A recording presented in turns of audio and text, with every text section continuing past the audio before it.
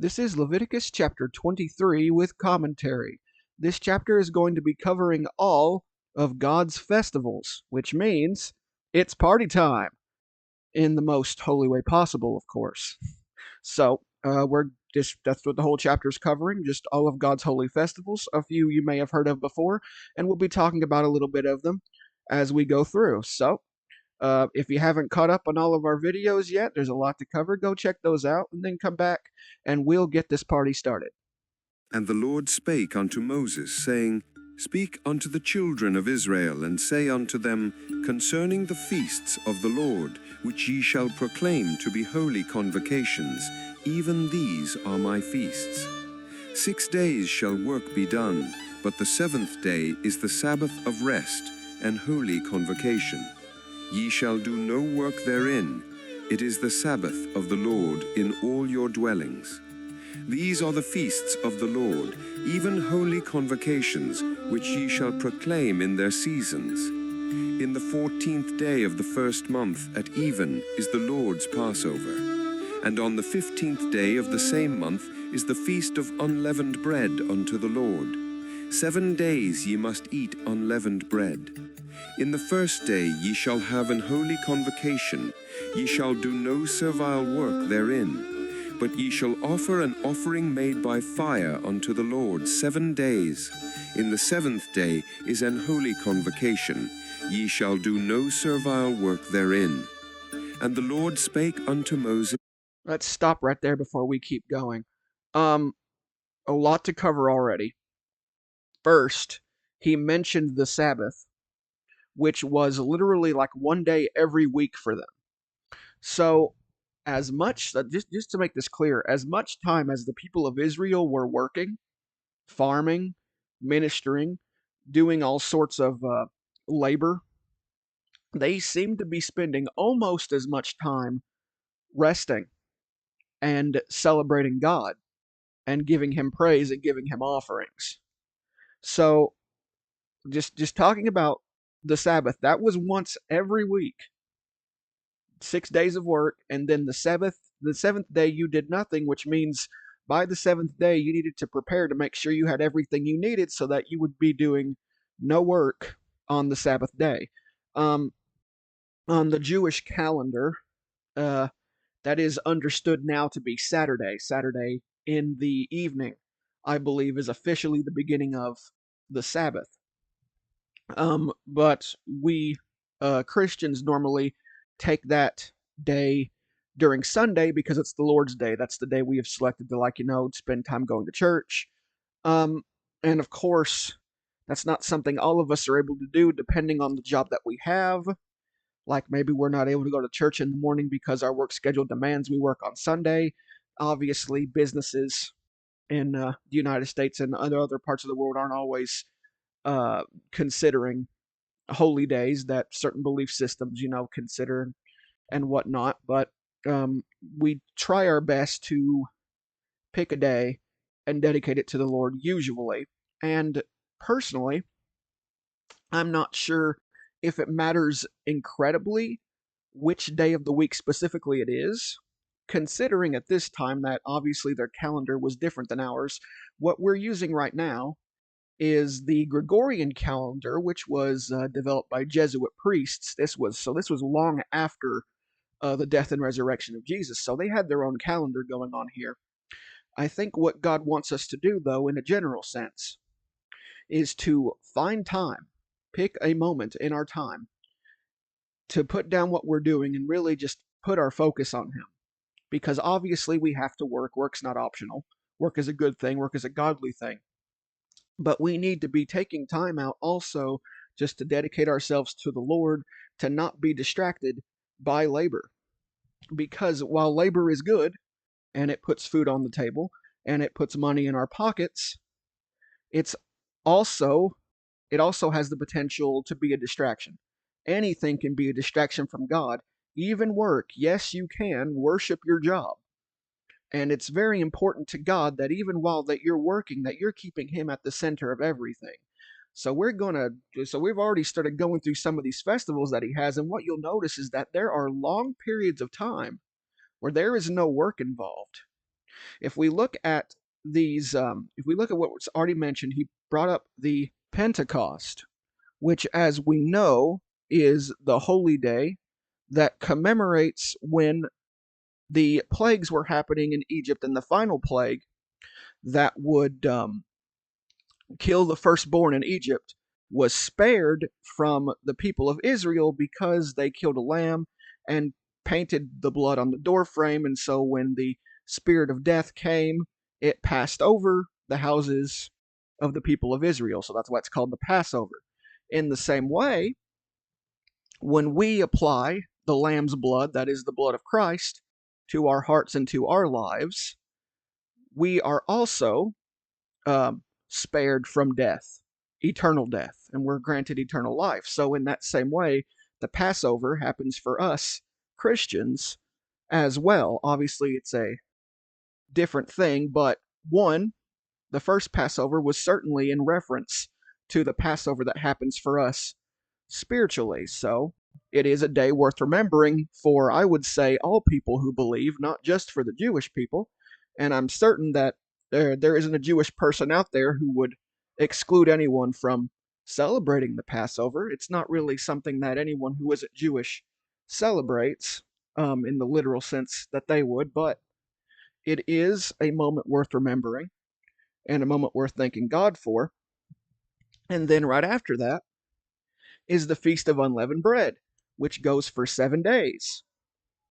And it says right here on the first day that there is a holy convocation, and they are not doing any sort of servile work. So no laborious jobs like the usual stuff that you're doing. That's on the first day and on the seventh day of that holy convocation, right? So, and then in between, the work that they're doing is making offerings by fire.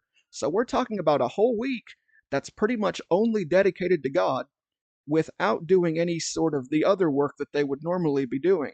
So God likes his holidays, and he likes to stretch out his holidays for a long period of time. These are important to him. So it's a message that whatever is important to us in terms of labor and work, no matter what it is that we're doing, God is more important. And it is okay to take time away from what you're doing to give to God in honor and in gratitude. And it's also just okay in general to give yourself a moment to rest from the work that you're doing. Part of doing work and doing a good job is taking a moment to relish the work that you've done and be proud of it and relax in the feeling of that success so that you have the energy to get back and do more work. Work is important, but rest so that you can work effectively is also important. God understands this, and God Himself uh, takes a rest.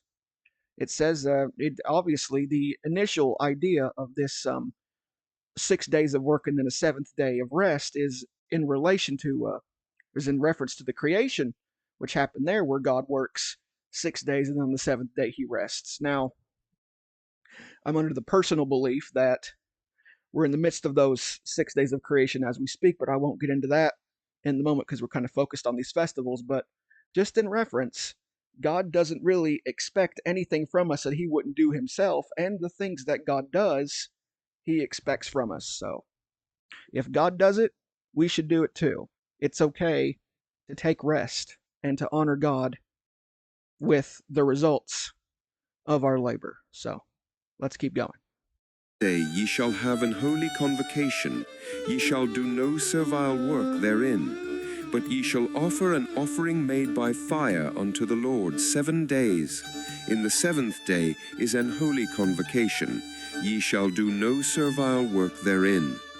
And the Lord spake unto Moses, saying, Speak unto the children of Israel, and say unto them, When ye be come into the land which I give unto you, and shall reap the harvest thereof, then ye shall bring a sheaf of the first fruits of your harvest unto the priest. And he shall wave the sheaf before the Lord to be accepted for you. On the morrow after the Sabbath the priest shall wave it. And ye shall offer that day, when ye wave the sheaf, an he-lamb without blemish of the first year for a burnt offering unto the Lord. And the meat offering thereof shall be 2/10 deals of fine flour mingled with oil, an offering made by fire unto the Lord for a sweet savour. And the drink offering thereof shall be of wine, the 4th part of an hin. And ye Okay. So let's stop there. Actually, just stop here. So hello. I don't know if you're seeing my dog behind me or not, but he's come to pay me a visit. Anyway, um, so when referring to the offerings here, we are to be in the work that we're doing, at least dedicating some of it to God, because at bare minimum, we are remembering that it is God that has allowed us to work. It is God that has allowed our crops to grow if we're farmers and for our animals to be healthy. It is God that blesses us with the for doing the labor that we do. And everything in this world that we have belongs to God first. So the first thing that we should be doing is returning it to God. Taking the things that we have earned and the stuff that we've accumulated it and offering it to God first, not just in physical, by the way, but also in our time and in our thoughts and in our heart and in our spirit. Whenever we have achieved, we give that glory in God to honor first. Anything that we bear by the result of labor, we remember that God is at the center of it and that He is worthy of our praise and adoration and our gifts. And we should be giving that in the way that God instructs us to do. So a lot of us are thinking about tithes when we do this, and tithing is important. But tithing can be really in any way that God sees fit. It doesn't just mean dropping some money into a church pail or in the offering pan or whatever on Sundays. It can mean that. There's nothing wrong with offering to a body of believers. But what we should be doing first is assessing, what does God want me to do with this amount that He's given me, right? How does He want me to use that? And if He wants me to give it to a body or a church, great. If He wants me to do something different with it, that also counts as a tithe. The tithe is giving it to God, not to a church, right? It's not giving it to an organization. The tithe is giving whatever God has given you back to God. And God will receive that in the way that God wants to receive that. So if He's saying, go feed a hungry person, God will accept that as an offering. If He says, go help someone who's homeless, that's an offering. If God says, give it to your best friend, um, who's in need right now, that's an offering. Whatever God tells you to do is the way that we should be tithing our money. We shouldn't just default to, let's just throw it to a church, even though it does help a church out. Because not every church is doing what they're supposed to be doing, but more importantly, God has plans for what He wants done and how He wants things to be done. So they need to be done in that way. Put God first. Offer it to God, not to people. It's very important. Let's keep going. Thank you for. And ye shall eat neither Thanks, bread, buddy. nor parched corn, nor green ears, until the selfsame day that ye have brought an offering unto your God.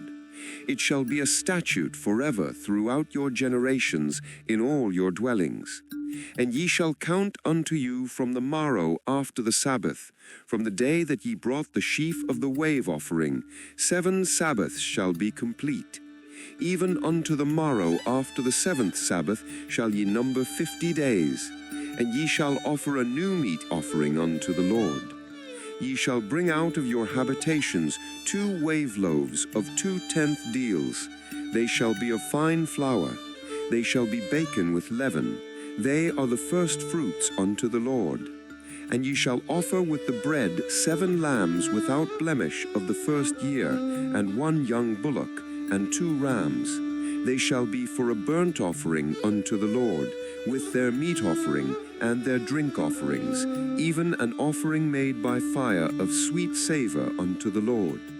Then ye shall sacrifice 1 kid of the goats for a sin offering, and 2 lambs of the first year for a sacrifice of peace offerings. And the priest shall wave them with the bread of the firstfruits for a wave offering before the Lord, with the 2 lambs. They shall be holy to the Lord for the priest. And ye shall proclaim on the selfsame day that it may be an holy convocation unto you. Ye shall do no servile work therein. It shall be a statute forever in all your dwellings throughout your generations. And when ye reap the harvest of your land, thou shalt not make clean riddance of the corners of thy field when thou reapest, neither shalt thou gather any gleaning of thy harvest. Thou shalt leave them unto the poor and to the stranger. I am the Lord your God. We've talked about that before. Making sure that whatever it is that you have earned, or whatever it is that you have produced, or whatever it is that you've made in gain, that you save some for those people who are in need. And that is not a tithe expectation necessarily, and that is not a give if you want to request. That is a law from God. This was mentioned earlier in Leviticus, that part of what you're doing, whatever it is that you've gained, you need to be setting aside for people who are in need, for those who have, those who don't have when you have. If you have a lot to give, you should be giving at least a portion of it and trusting God to take care of you where that portion is missing. But the reason why God allows allows some of us to have in bounty is because if we have excess, we have plenty to share. So just keep that in mind. That is a commandment from God to be a giver, to be kind, and to love one another, and to be considerate of people who have less than we do. And everyone can contribute something.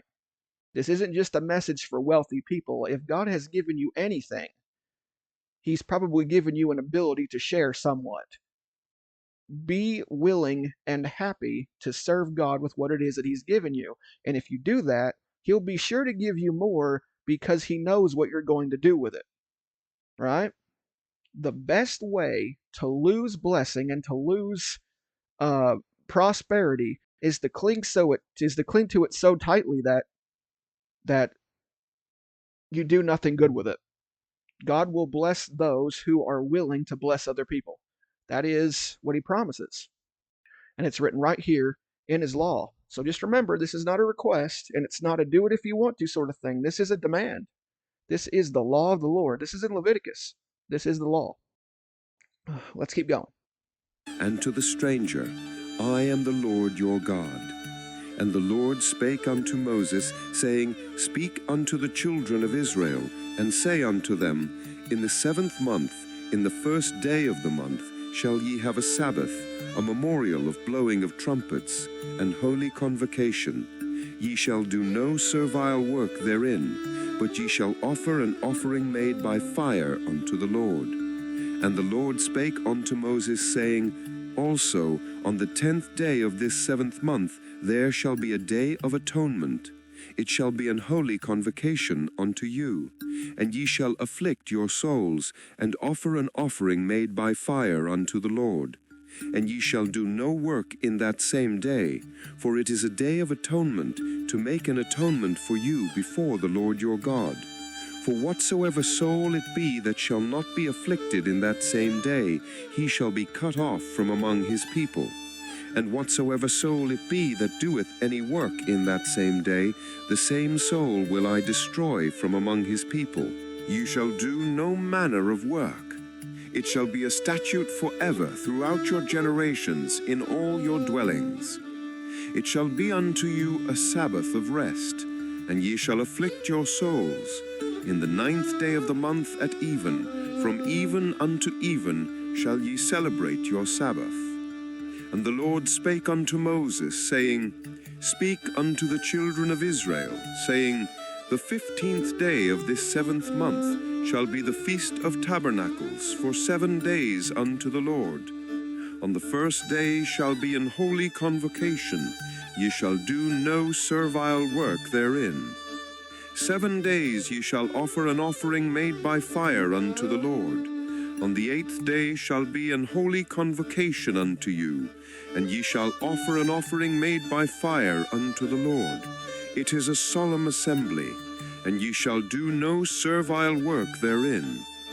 These are the feasts of the Lord, which ye shall proclaim to be holy convocations, to offer an offering made by fire unto the Lord, a burnt offering and a meat offering, a sacrifice and drink offerings, everything upon his day. Beside the Sabbaths of the Lord, and beside your gifts, and beside all your vows, and beside all your free will offerings, which ye give unto the Lord. Also in the 15th day of the 7th month, when ye have gathered in the fruit of the land, ye shall keep a feast unto the Lord 7 days. On the 1st day shall be a Sabbath, and on the 8th day shall be a Sabbath. And ye shall take you on the 1st day the boughs of goodly trees, branches of palm trees, and the boughs of thick trees, and willows of the brook. And ye shall rejoice before the Lord your God 7 days. If you recall, these palm branches used for praise, this was also used when Jesus, I believe, entered Jerusalem, when he entered the city of Jerusalem.